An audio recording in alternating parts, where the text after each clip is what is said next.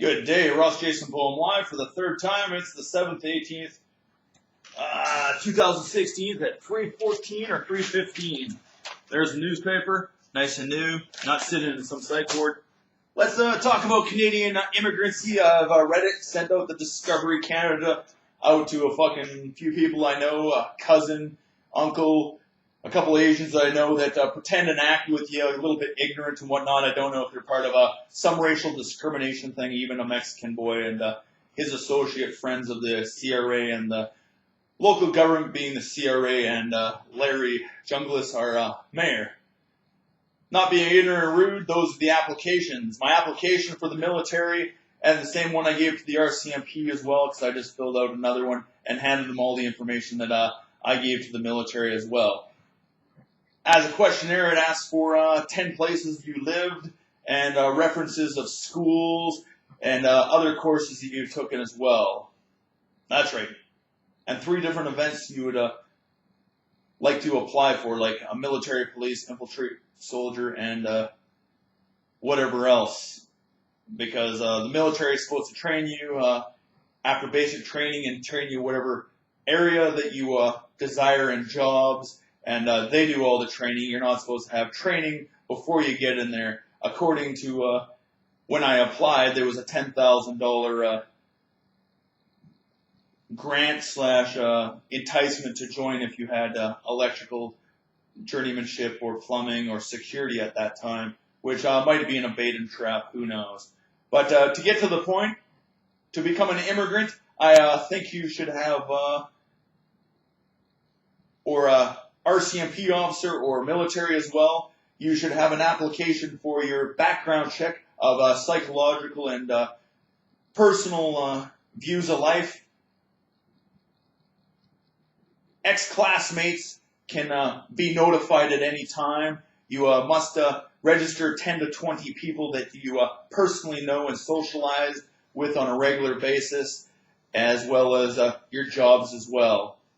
That way you have character references. We know who all new landed immigrants are in the communities via the newspaper that they're new landed immigrants in the country, born or not born, arrived as babies, as infants. So we know they're not real Canadian citizens yet because their parents brought them at a young age into the country as well. That way they can be monitored all throughout their lives as an investigation, whether they'll be good citizens of the country and working without misintent to our country and the best intent to become Canadian citizens and further Canadian citizens in this country, not intending to harm or invade our country, such as an application for the RCMP, auxiliary, regular forces in the RCMP, or any police force, or application to get into university because you have enough money. But your education isn't Canadian from K to 12, so it shouldn't matter for our educational systems. As it says, you have to speak fluent English to get into our universities and speak fluent Canadian, Quebec French, or English Canadian United States. That's my thing on today on applications for military and police.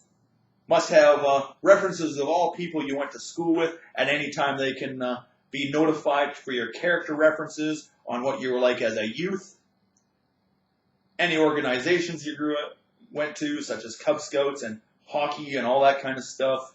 And on your application, you have to have at least 10 to 20 people of good reference that you're socialized with, as well as places that you might have lived.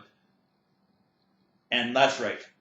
Everybody in the community is notified as new immigrants into the country that they can place any complaint that a foreigner is acting up, and the military or RCMP aren't listening to them because they're being assaulted with ignorance towards a Canadian citizen. Like my stepfather who raised me, Dave Quinfall Lai, and whoever else he was associated with for assaulting a little boy for no reason, called discipline over dumb grades that you already knew he didn't have anything. He couldn't do any better because he had drugs or medications that didn't open his brain, supposedly. And trained his brother to assault him, and his mother just as ignorant. And today talks in a speech that doesn't exist ever as a child, and denies. Grandpa says Ukrainian background and British, same with grandma, and Scottish, and mom says Polish, totally changing her stories and anything of the past. Oh yeah, grandpa's dead, so everything's new now. Doesn't make sense at all.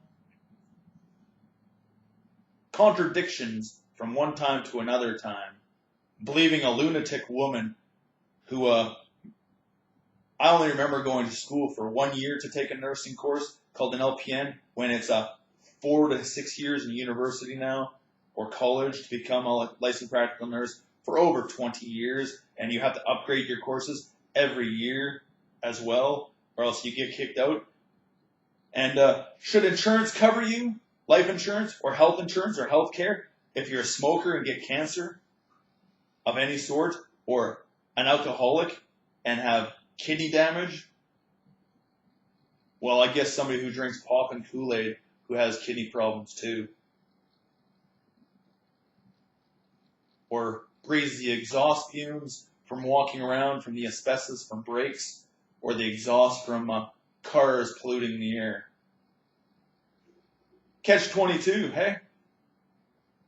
Mental health, gotta eat first, inadequate lifestyle, human right violations from 1 to 50, 5 degradation of human, 5 adequate lifestyles, stealing somebody's life and not giving them a job and torturing them and not paying them when they do work, or giving them an incentive to keep working or trying to find work because you just keep trying to make their lives miserable.